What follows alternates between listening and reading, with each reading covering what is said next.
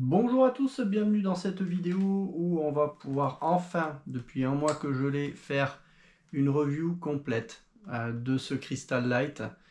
Un mois qui a été assez chargé quand même en termes de tests, en termes de défauts, enfin je ne vais pas dire de défauts, mais de problématiques logicielles sur ce casque, mais qui au final se règlent.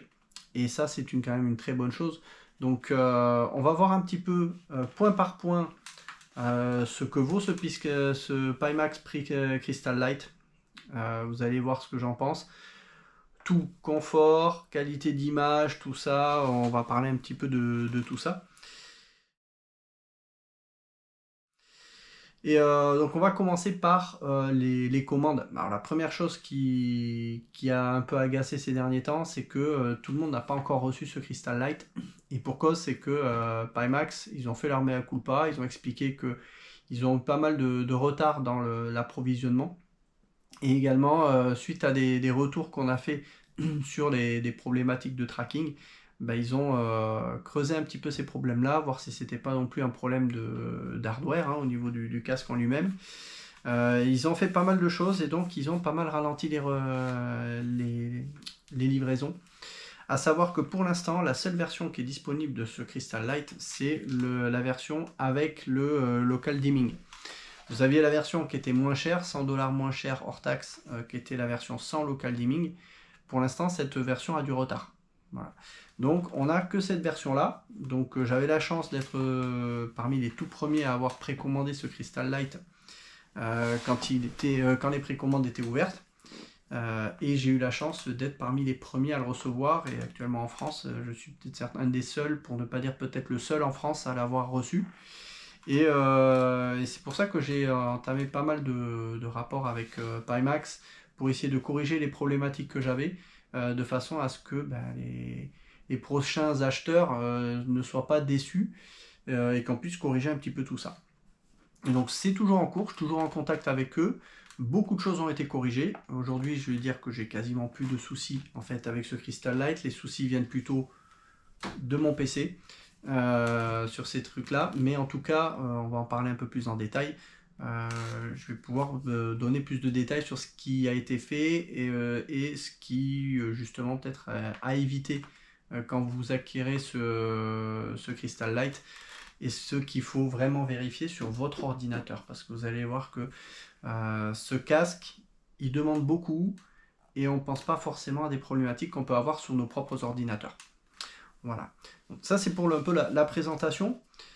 Au niveau des temps de livraison, ça a été très rapide. Moi, j'ai reçu un message comme quoi le casque était arrivé en Hollande et qu'il avait été expédié.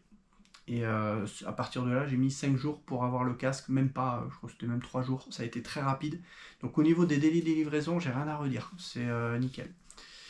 Alors, on parlera après de la version sans local dimming. Est-ce que ça vaut le coup ou pas? On va en parler quand on abordera la qualité d'image. Alors maintenant, après un mois d'utilisation, qu'est-ce que j'en pense? Alors d'abord, on va parler de la qualité de fabrication. Les plastiques, alors, vous avez un casque qui est quand même assez imposant, quand on voit la taille, qui est certes plus léger certainement qu'un cristal, mais par contre, oui, il est quand même assez lourd. Si je dois comparer à mon Pico 4, je dirais qu'on est à peu près sur la même gamme de poids, peut-être un petit peu plus lourd, je ne les ai pas pesés précisément, mais on est à peu près à quelque chose de similaire. Voilà. Au niveau des plastiques, on est sur des plastiques qui grincent un peu, donc notamment au niveau du support de casque que vous avez là. Voilà, ça grince un petit peu. Le faceplate que l'on a là, je l'enlève pas parce qu'il était un petit peu embêtant à remettre. Rien à voir avec ce que l'on a sur le Pico 4 où c'est aimanté. Donc là, il y a peut-être quelque chose un peu amélioré sur la qualité de fabrication. Ça vient pas forcément se clipser, si vous voyez un petit peu ici. Un petit peu difficile à le clipser. Ça fait un petit peu plastique chip sur ce côté-là. Il a tendance un petit peu à se déformer quand on appuie dessus. Donc attention, quand vous prenez le casque, ne le prenez pas par là, par le faceplate. Prenez-le vraiment par le casque lui-même. Voilà. Sinon, sentez vraiment que ça grince. Au niveau qualité de fabrication, voilà, je Je dirais pas que je suis déçu, c'est pas la question, hein. Mais voilà, faire attention à ça.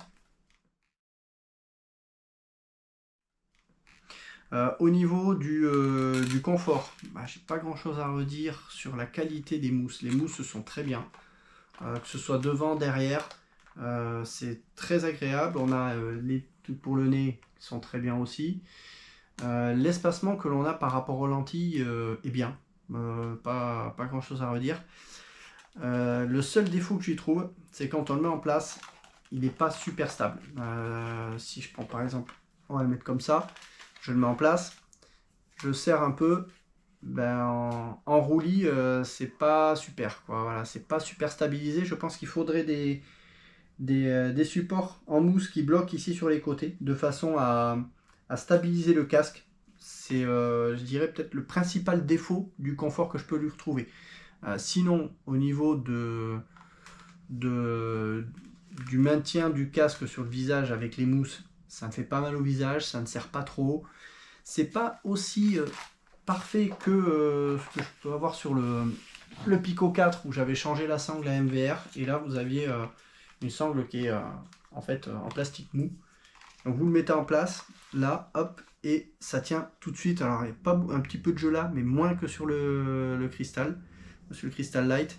Le casque avec cette sangle à MVR, elle est nickel, ça vient pas vous appuyer sur le visage avec le faceplate. Donc là on a vraiment quelque chose qui est tout léger, et surtout ce que j'aime bien c'est ça, on peut soulever le casque. Et donc quand vous avez besoin de regarder votre écran, ou alors quand je vole pas mal hein, avec une tablette, ben, pour regarder ma tablette en dessous, ben, j'avoue que ça c'est quand même pratique, alors qu'avec le cristal, quand vous devez le soulever, c'est toujours un petit peu embêtant. Voilà. Voilà, c'est serré, et là pour le soulever, voilà, c'est pas super pratique.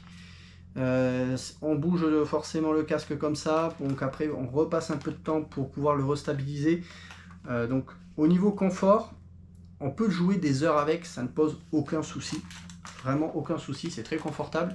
Mais ce manque de stabilité en roulis, un peu gênant.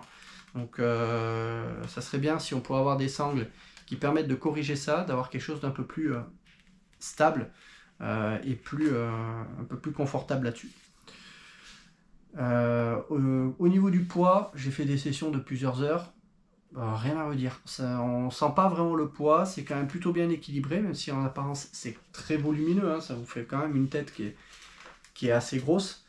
Mais une fois que vous êtes dedans, vous êtes plutôt bien isolé. Bon, j'ai une petite tête, il y a un petit peu de lumière qui passe un peu sur les côtés, mais c'est pas gênant. Voilà. Après, au niveau du positionnement du casque, quand vous êtes dans le jeu, c'est toujours un peu difficile de trouver le bon réglage. Est-ce que je suis un peu bas, un peu haut? Faut arriver à centrer en fait votre œil sur la zone de netteté qui est au centre. Donc si vous avez le casque un peu trop baissé, ben, vous allez vous retrouver dans la zone qui est un peu plus floue en haut. Donc vous allez avoir une sensation pas très confortable. Au niveau, si vous voulez un peu trop haut, c'est pareil. Alors pour ce qui est de la sangle derrière, est-ce qu'il faut la mettre vraiment vers le bas? Ça vous fait le casque qui relève un peu, et moi j'ai du jour qui passe. Ou alors la mettre plus en haut et je la serre plus sur la partie haute. Moi je fonctionne plus un peu comme ça. Voilà, c'est plus confortable pour moi, et à enlever c'est plus rapide. Voilà, bon, c'est un petit détail.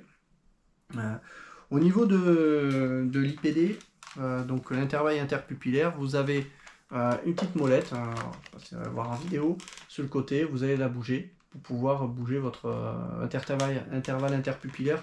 Moi j'ai beaucoup de mal à trouver mon intervalle interpupillaire, je sais que je suis à peu près entre 61 et 62, mais d'arriver à trouver dans le casque la bonne netteté qui correspond à mon intervalle, ça n'a pas été évident au début. Du confort au niveau de l'audio. Donc, vous voyez, moi j'ai l'audio, j'ai pas les écouteurs améliorés, j'ai pris la version avec les écouteurs basiques. Ça me suffit. Voilà. Après, il y a peut-être une meilleure qualité sonore avec je crois que c'est les DMAS qu'ils appellent. Mais là, ça fait le job. Voilà, c'est pas du tout un souci pour moi. J'ai des haut-parleurs éventuellement, je pourrais plus les avoir, et des haut-parleurs avec un son plus spatial. Voilà, bon, c'est. Le son, voilà, c'est moyen sur ces écouteurs-là.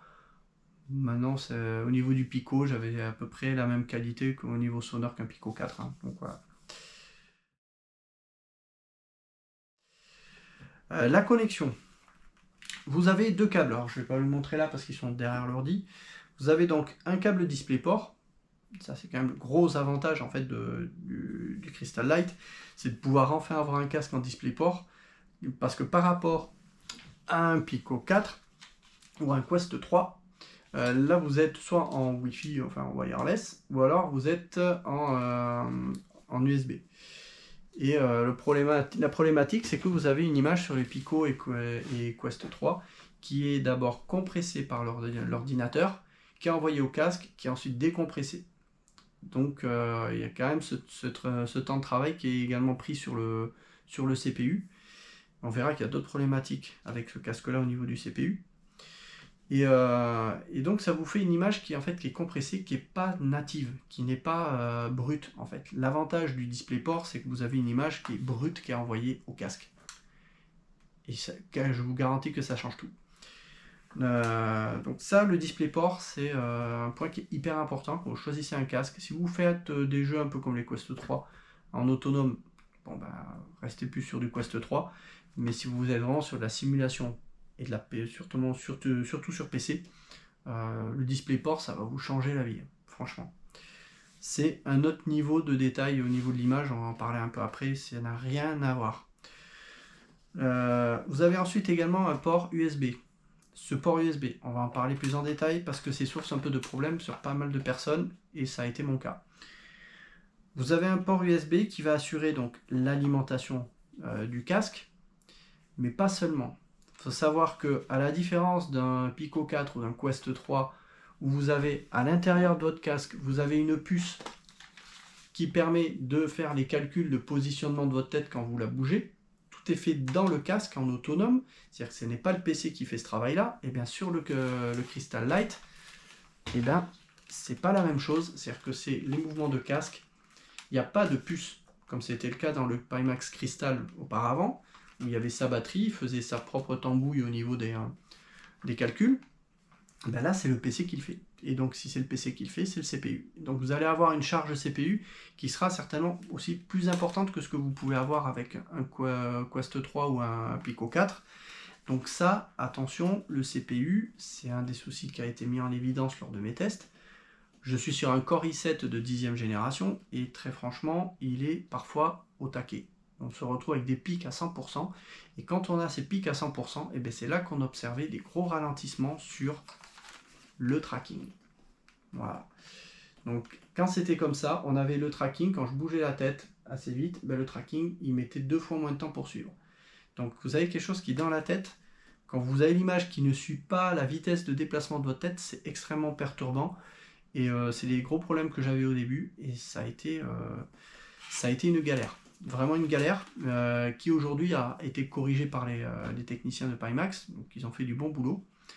Voilà, il y a d'autres soucis qui ont été corrigés, mais c'était vraiment très très gênant. Donc la première recommandation que j'ai à vous faire, attention à votre CPU. Si vous avez un Intel Core de 10e génération, vous allez être vraiment limite. Donc privilégiez soit un upgrade de votre PC, soit si vous avez déjà une 12e génération, je pense que ça devrait déjà suffire. Voilà, donc attention à ça. Sachant que ces problèmes également de tracking qui a du mal, il n'y a pas que le CPU qui va vous poser souci. Il y a également le port USB. Ce port USB, Pimax recommande fortement de brancher sur un port USB 3, à savoir avec des branchements bleus. J'en ai 4 sur le PC. J'ai même testé en enlevant tout ce que j'avais sur mes ports USB 3 et en branchant mon port USB, même sur un USB 3, alors que tous les autres USB 3 n'étaient pas branchés, enfin qu'ils étaient libres. Ben, malgré ça, j'ai eu quand même des soucis. Donc ça amène à une autre problématique qu'il faut se poser, c'est votre carte mère, est-ce qu'elle alimente suffisamment vos ports USB? Est-ce que vous décochez également dans l'option Windows, une option que vous devez décocher pour faire en sorte que Windows ne coupe pas l'alimentation de vos USB? Donc débloquez bien cette option-là. Une fois que tout ça a été réglé, Pimax a également fait des tests en termes de tracking. On a enregistré ce que j'avais mon tracking sur 360 degrés dans ma pièce pour voir qu'est-ce qui était détecté, qu'est-ce qui n'était pas. Et ils ont depuis affiné un peu l'algorithme de tracking du Crystal Light. Et aujourd'hui, je vais dire que ça marche beaucoup mieux. Les seules problématiques que je rencontre encore sont dues au fait que quand j'ai le CPU qui est à 100%, ben là j'ai des petits ralentissements du tracking. clairement. J'en ai beaucoup moins, mais voilà, ça arrive encore. Mais le problème vient du CPU et potentiellement parfois de l'USB où la tension, à mon avis, n'est pas constante et donc ça pose quelques soucis d'alimentation du Crystal Light. Donc attention à ça. Privilégiez d'avoir donc au moins un Intel de 12e génération ou un bon processeur AMD. Et attention à votre carte mère sur les ports USB, surveillez bien ça. Pour définir votre zone de jeu. Quand vous allez mettre en place votre cristal, vous allez pouvoir dans les paramètres choisir le Room Settings qui va vous définir en fait votre zone de jeu. Alors si vous avez les contrôleurs avec la main, ben, vous pouvez les définir avec la main. Mais si vous n'avez pas les contrôleurs, ben, en fait c'est le casque qui vous allez avoir un petit pointeur que vous allez bouger avec la tête pour l'amener en fait sur la valeur, enfin sur les options que vous voulez sélectionner. Il y a un petit changement là-dessus depuis les mises à jour, c'est qu'avant en fait on bougeait le casque, on le mettait, on regardait un endroit, on attendait, on avait un petit compteur là qui tournait, dès que le tour était fait, ça validait la sélection. Après on passait au suivant, pareil, on avait un petit compteur qui tournait, ça validait la sélection. Ça a changé. Ça a changé avec la dernière mise à jour. Maintenant, il faut appuyer, vous avez des boutons ici pour allumer et éteindre, et vous avez le son pour diminuer et augmenter le son. Et maintenant, il faut valider avec les boutons du son. C'est-à-dire que vous visez en fait votre option avec le casque, avec la tête, et vous validez en appuyant dessus. Voilà. Ça m'a perturbé au début parce que je ne l'ai pas vu venir, et je me dis, mais mince, j'arrive plus à valider, il n'y a plus le petit cercle qui tourne. En fait, non, il faut appuyer aussi là-dessus. Voilà. Après, j'avais pas mal de problèmes de modification de la zone de jeu. C'est-à-dire qu'en l'espace parfois de quelques minutes de jeu, je me retrouvais avec une zone de jeu qui était décalée 1 mètre à gauche, 1 mètre à droite, ce qui était extrêmement perturbant. Il fallait recalibrer à nouveau, faire un room settings. Bref, il y a des fois je faisais des room settings 3 à 4 fois par heure. Parce que le casque se décalait tout seul, alors qu'il n'y avait aucune raison. Ça depuis, ça a été totalement corrigé, je n'ai plus aucun souci de déplacement de la zone de jeu. Ça se traduisait également dans Flight Simulator avec le point de vue qui se déplaçait. C'est-à-dire que je me retrouvais au centre dans l'avion, centré sur le cockpit, et suite à des lags, pouf, je me retrouvais au-dessus du cockpit. Et puis si j'attendais pendant 1 minute environ, hop, ça revenait se centrer correctement. Si j'avais le malheur de déplacer mon champ de vision, c'est-à-dire qu'une fois que j'étais déplacé, je recentrais sur Flight Simulator, ben en fait je me retrouvais donc à nouveau bien correctement dans le cockpit, mais quand ça se recalait 1 minute à peu près plus tard, et ben en fait je me retrouvais avec la position qui était décalée vers le bas. Donc sous le cockpit, il fallait que je recentre avec le bouton. Donc ça c'était hyper perturbant, ça se produisait, parfois ça se produisait plusieurs fois par minute, et ça rendait le jeu complètement injouable. Ça depuis la dernière mise à jour, qu'on a pu tester avec Pimax, j'ai 0 souci. J'en ai plus eu. Donc à ce niveau-là, ça marche très bien. Pimax, ça fait du bon boulot là-dessus, hein. Rien à redire. On va parler maintenant, donc les premières utilisations, ça j'en ai parlé. Le support de Pimax, on a très bien collaboré. Alors, ils ont pris la main sur mon PC. Ils ont enregistré également tous les paramètres de ce que le casque il captait. Vous avez des fichiers de log en fait, et ils ont vraiment identifié qu'il y avait des problématiques au niveau des USB. Donc pensez bien à ce point-là sur les USB comme je vous l'ai dit.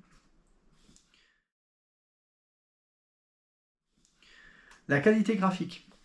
Ah ben là c'est quand même clairement ce qui change. Si vous comparez à un Pico 4 où déjà j'en étais très très content, je rappelle que pour mon Pico 4, je l'ai commencé avec une RTX 3080. Ça marchait bien, hein, aucun souci. J'ai changé ma carte graphique, je suis passé à une RTX 4070 Ti Super. Visuellement, ça a pris une claque. Ça n'a rien à voir, c'est hallucinant. D'autant que je recommande justement pour Flight Simulator les cartes RTX parce que vous avez la possibilité d'avoir le DLSS qui vous donne quand même une bien meilleure fluidité. Vous gagnez quand même pas mal d'images par seconde en VR. C'est vraiment flagrant. Donc déjà, le passage du 3080 à une 4070 Ti Super, ça a été le jour et la nuit sur le Pico 4, c'était vachement plus beau. Mais il y avait toujours cet effet un peu au loin, quand on regarde au loin, où c'était quand même un peu flou. Voilà. Mais on avait quand même une qualité d'image qui était plutôt bonne, hein. Vraiment au niveau immersion c'était bon. Quand je suis passé sur le Pimax Crystal Light, Alors j'ai eu pas mal de galères au début, il a fallu que je diminue les graphismes pour voir d'où ça pouvait venir. Est-ce que peut-être la résolution qui était demandée au casque était trop élevée et que c'était la source des problèmes? En fait, depuis la dernière mise à jour, franchement, je suis passé à un facteur de qualité, un rendu de qualité à 1,2. C'est-à-dire que je suis à 1,2 fois la résolution native du casque, qui fait 2880 par 2880, qui est une résolution donc, qui est plus élevée que le Pico 4, hein, clairement. Et la qualité d'image, mais c'est bluffant. C'est bluffant la qualité d'image que l'on a. Déjà avec un facteur de 1, vous en prenez plein les yeux, c'est magnifique. Avec un facteur de 1,2, c'est hallucinant. J'ai jamais vu une image aussi nette dans un casque VR. C'est vraiment splendide. Donc pour l'instant, vu que je suis encore avec mes petits soucis d'USB et de processeur qui piquent un peu parfois à 100%, il faut que je change à l'avenir mon CPU pour pouvoir avoir quelque chose qui est plus fluide. Mais ça marche très bien, j'ai une expérience qui aujourd'hui qui est beaucoup plus fluide que ce que j'avais au début quand je l'ai reçu. Et la qualité d'image, mais je ne cesse de m'émerveiller d'avoir une telle qualité d'image dans un casque comme ça. Clairement, où on a ici, oui, un game changer en termes de VR, où on passe vraiment une génération. On prend vraiment une génération de plus. Et pour le prix, franchement, je ne regrette pas mon achat. Je ne regrette pas mon achat. Alors attention sur le prix, je vous attire l'œil là-dessus. Quand on vous dit 799$ pour la version avec le local dimming que j'ai, c'est hors taxe. Donc il faut quand même que vous rajoutiez à peu près 200€. Donc vous avez un casque qui au final vous revient environ 900€. Donc on n'est pas loin des 1000€, mais on est à moins de 1000€. Quand on regarde d'autres casques, si vous voulez un casque encore mieux, on va falloir payer plus de 1000€. Et très franchement, pour le prix, franchement, c'est un très très bon casque que je vais garder très certainement longtemps parce qu'il a un potentiel d'évolution, même si je change de carte graphique, que je passe à une carte graphique plus puissante à l'avenir, le casque il va pouvoir suivre. Voilà. Alors que le Pico 4, là déjà avec ma 4070 Ti Super, j'arrivais au maximum de ce que je pouvais lui demander. Je ne pouvais pas améliorer davantage le graphisme. Là, je sais que j'ai une marge de progression qui est quand même assez importante. Donc c'est vraiment un casque que je vous recommande si vous souhaitez investir pour l'avenir. C'est vraiment un très bon casque. Ne restez pas sur les premières impressions que ça a pu faire avec tous les problèmes qu'on a pu remonter, que moi j'ai pu refaire monter également en vidéo. Ces vidéos-là, elles ont servi énormément à Pimax pour améliorer le casque, corriger les bugs dessus, et ils ont fait un très bon boulot dessus. Il y a encore des choses à corriger avec certaines personnes visiblement, mais ils font le taf, ils en sont à la 3e mise à jour en l'espace de 3 semaines, donc ils bossent bien, et je suis pas inquiet. Voilà, comme tout système tout neuf, quand vous le sortez, vous avez une telle diversité dans le matériel informatique, que ce soit en termes de cartes mères de différentes marques, de cartes graphiques de différentes marques, de mémoires différentes, de CPU différents, que en tant que fabricant, c'est difficile de tout prévoir et de tester avec toutes les configurations. Donc c'est quand vous sortez le casque que on se rend compte qu'il y a certaines configurations qui sont parfois un petit peu limitées et qu'il faut parfois faire des ajustements logiciels, et ça Pimax l'a très bien fait, continue de le faire, donc je ne suis pas inquiet à ce niveau-là. Vous pouvez acheter votre Pimax Crystal Live sans aucun problème, vraiment. Je ne suis pas du tout inquiet sur ça. Voilà. Donc ce qui est plus embêtant, ça va être plus les délais de livraison. Là, les prochaines livraisons seraient prévues apparemment en août ou septembre pour ceux qui ont commandé.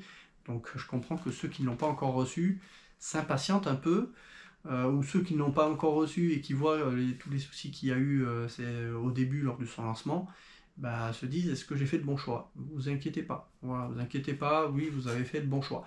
Voilà. Donc vous avez vraiment un casque qui est excellent. Franchement, l'expérience VR sur Flight Simulator, c'est quelque chose de fantastique.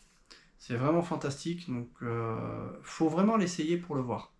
On ne se rend pas compte quand on a des images, même quand je fais des enregistrements sur YouTube, vous ne pouvez pas vous rendre compte en fait de la qualité d'image. Parce que l'image que vous avez, déjà c'est une image qui... quand j'enregistre, en fait, vous avez les deux images des deux yeux. Et en fait, je vais zoomer sur une partie qui vous donne à peu près une idée de ce que moi je vois dans le casque. Et ce qui veut dire que la qualité d'image que vous avez lors de l'enregistrement sur la vidéo, ça n'est pas du tout l'image que vous avez dans le casque. C'est quelque chose qui est plus flou parce que c'est une image qui est zoomée. Mais ce que vous voyez dans le casque, c'est hyper net. Vous n'avez aucun pixel qui est visible. Aucun. Vous ne voyez 0 pixel et vous avez une image qui est d'une netteté qui est tout simplement hallucinante. Je me balade dans Flight Simulator, je regarde en bas, je ne vais pas dire que je vois quasiment le moindre détail sur les arbres, mais presque. Voilà, c'est hallucinant. Il faut vraiment le tester pour s'en rendre compte. Là, vraiment, c'est vraiment le meilleur casque de l'année aujourd'hui. Alors, il y aura bien sûr le Crystal Super qui aura une résolution de 3880 par 3880 qui va sortir. Mais alors, je ne vous raconte pas la carte graphique qu'il va falloir. Donc, à voir ce que ça va donner quand il sortira. Mais c'est quand même un casque qui sera quand même plus de 2 fois plus cher que celui-là. Donc, en termes de rapport qualité-prix, même si ça représente quand même un coût, 900 €, on est sur un casque qui a une qualité d'image qui est telle que vous n'avez pas d'équivalent actuellement.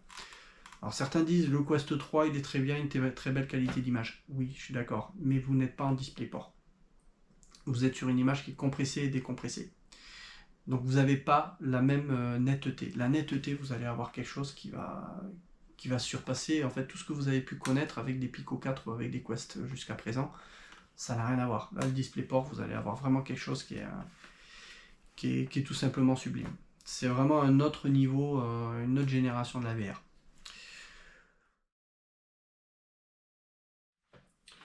Alors le local dimming, faut-il prendre la version avec local dimming ou pas du Crystal Light? J'ai envie de dire, si vous faites de la simulation automobile où vous allez rouler principalement de jour et pas de nuit, aucun intérêt. Par contre sur Flight Simulator, j'avoue qu'avec mon Pico 4, quand je faisais du vol de nuit ou du vol un peu crépus, il y avait toujours une image qui était trop lumineuse. Donc les noirs n'étaient pas noirs, c'était plutôt un peu gris et lumineux, c'était pas super. Donc je ne volais pas de nuit. Dès que je volais de nuit avec le Pico 4, bah, c'était inexploitable. On avait des espèces de lumière qui étaient en fait des espèces de boules lumineuses, très fades, très floues. Bref, c'était injouable. Là, j'ai pas fait énormément de vols de nuit, et le peu que j'ai pu tester, ça n'a rien à voir. Ça n'a rien à voir. Pourtant, la première fois que je l'ai testé, j'ai pas été convaincu par le local dimming. Et en fait, la problématique, elle venait de l'éclairage du casque. Dans les paramètres, vous pouvez régler le paramètre de luminosité du casque. Avec un paramètre à 100%, le local dimming, c'est pas super flagrant. Par contre, j'ai baissé la luminosité aux environs de 70%. Et là, vraiment, oui. Là, je peux vous garantir qu'on a quelque chose qui est largement pilotable de nuit. Alors, on n'est pas quelque chose qui est parfait. Il y a toujours un peu cet effet de flou sur certaines textures. Mais quand on regarde un peu dans le détail, en fait, on voit les détails de nuit. Moi, je me baladais de nuit, je voyais les parkings qui étaient éclairés, je voyais les places de parking, je voyais les voitures, enfin... Vraiment un niveau de netteté de nuit que je n'ai jamais vu dans un casque. Et enfin, on a un casque qui est utilisable de nuit pour faire de la simulation de vol. Alors sur du combat aérien comme des CS de nuit, je ne sais pas ce que ça donne, j'ai pas encore testé sur des CS. Mais voilà, le local dimming, oui, il apporte quelque chose qui n'a rien à voir avec ce que j'ai avec le Pico 4, mais il faut penser à baisser la luminosité de l'écran, sinon vous n'allez pas vraiment en profiter. Alors, est-ce qu'il faut le diminuer encore plus? Je sais pas, faudrait que je fasse encore d'autres tests, mais en tout cas, ouais, le local dimming, si vous restez à 100%, vous serez déçu, mais si vous diminuez la luminosité, juste ce détail-là, bah, vous aurez une expérience qui est quand même vachement plus sympa. Donc je serais d'avis de vous conseiller, oui, la version local dimming si vous faites de la simulation de vol. Ouais.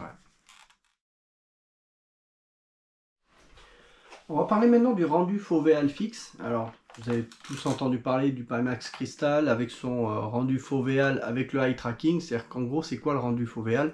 C'est une zone de netteté qui va être, on va dire, améliorée au centre. Vous allez avoir une meilleure résolution au centre. Et en fait, on va dégrader la résolution sur les bords de façon à économiser du processus de calcul.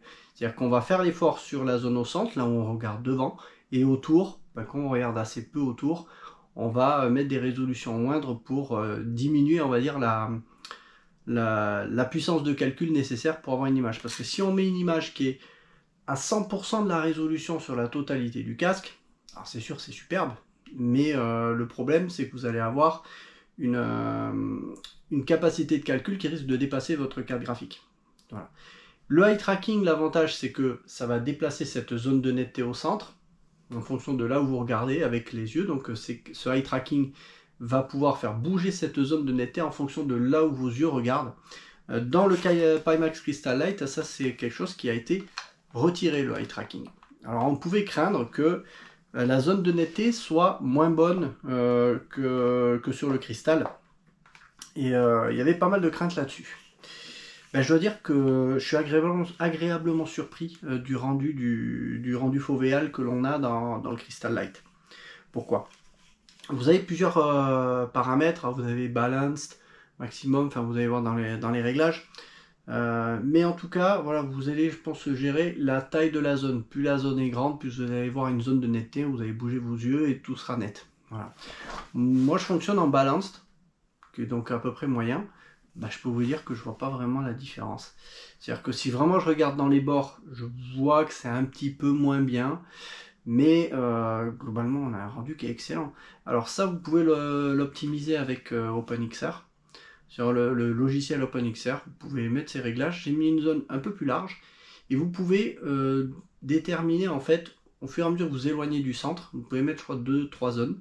Vous allez dire, bah, à partir de tant de pourcents, vous allez avoir peut-être un quart de la résolution que vous avez au centre. Puis après, sur les bords, vous allez peut-être mettre 1/16e de la résolution que vous avez au centre. Donc là, oui, vous allez vraiment voir le truc sur les bords. En fait, je suis resté sur juste 2 zones. J'ai pris une zone qui est large à peu près sur à peu près 70% je crois de l'image, où là, je suis à 100%. Et sur les bords, je suis à un quart de la résolution que j'ai au centre. Et franchement, quand je regarde sur les bords, la différence de résolution, elle n'est pas si flagrante que ça, vraiment. D'autant que si vous regardez vraiment sur les bords, bah, vous allez naturellement tourner la tête. Voilà. Donc au final, ça va pas trop se voir. Et même malgré ça, j'ai une fluidité qui est excellente. J'arrive à avoir 35 images par seconde sur Flight Simulator. Donc voilà, ce rendu fovéal, alors, ce qui est assez étonnant, certaines personnes ont dit également, ceux qui avaient eu des cristals, les cristals avec le eye tracking, ils étaient assez étonnés de voir finalement le rendu fovéal et donc la zone de netteté était plus vaste, plus grande que ce qu'ils avaient sur le cristal avec le eye tracking, qui est assez aberrant. Donc je ne sais pas comment Pimax a optimisé son rendu fovéal fixe. Bah, franchement, il marche super bien. Je suis même extrêmement étonné de voir un tel rendu fovéal qui marche aussi bien, c'est très net. Alors le seul élément où j'arrive à voir que je sors de ce champ de vision à 100%, c'est quand par exemple j'ai vu l'autre fois, là j'étais en vol, il y avait l'ombre de mon avion sur le côté en bas. Et en fait, si je regardais avec le coin de mon œil, je voyais une espèce de carré. Vous voyez que bah, là, en fait, j'avais pas la résolution complète de l'ombre de l'avion. Et quand je tournais la tête, là, je voyais bien l'ombre de l'avion. Mais dès que je basculais en fait dans la zone périphérique où la résolution était moindre, bah, je voyais une espèce de carré. Voilà, mais après, sur le reste, tout autour, ça ne se voit pas. Ça ne se voit vraiment pas. Vous le voyez sur l'image que vous avez sur l'ordinateur qui vous retransmet les images, où là, vous voyez les bords où c'est plus pixelisé sur les bords. Mais naturellement dans le casque, vous ne le voyez pas. Donc non, le rendu fovéal est extrêmement bien maîtrisé, je trouve, par Pimax. C'est hyper plaisant. Voilà ce que j'avais à dire sur ce Crystal Light. Alors je ne l'ai pas encore testé sur tout. Moi je l'ai beaucoup testé sur Flight Simulator parce que c'est le simulateur qui est le plus exigeant. Et aujourd'hui je le tourne vraiment à une résolution de dingue dessus, j'ai pu booster les graphismes et je tourne avec ma carte graphique avec un nombre d'images par seconde qui est entre 35 voire 40 images par seconde. C'est très fluide, c'est très fluide, c'est très beau, vraiment, vous avez une immersion que l'on n'a jamais eu jusqu'à présent avec ça. Avec un casque VR, c'est vraiment super. Donc vraiment très bon casque, j'ai rien à redire dessus, j'en suis très content et je vais le garder longtemps, vraiment. Donc n'hésitez pas à poser vos questions, Voilà, je ferai d'autres tests, il faut encore que je teste. Là, j'ai testé War Thunder tout récemment hier. Parce qu'avec les problèmes de tracking que j'avais, War Thunder était injouable. Bah, hier, j'ai pu en faire du War Thunder. Je dois aussi le tester sur DCS. Je vole assez peu sur DCS, mais il faut que je le teste encore sur DCS pour voir aussi ce que ça donne. Quoi qu'il en soit, voilà, c'est un achat, vous pouvez y aller sans problème. Vous ne serez pas déçu par la qualité d'image, vraiment. Voilà. Ben écoutez, si vous avez des questions, n'hésitez pas à les poser. Je ne dis pas que j'ai une réponse à toutes les questions, mais déjà on a pas mal défriché avec Pimax les problématiques que l'on pouvait avoir, que j'ai parlé un petit peu ici. Et j'insiste bien, ne restez pas sur cette première impression qu'on a pu donner avec les problèmes qu'on a pu avoir au début. Beaucoup de ces problèmes ont été corrigés. Donc aujourd'hui, j'ai une expérience qui est stable, un peu limitée par mon ordinateur avec le CPU et les ports USB, mais ça, c'est quelque chose que je vais changer prochainement et donc je ne serai pas inquiet. Il y a des personnes qui ont eu des problèmes avec le 7800 X3D d'AMD au niveau processeur, qui est pourtant le meilleur processeur gaming.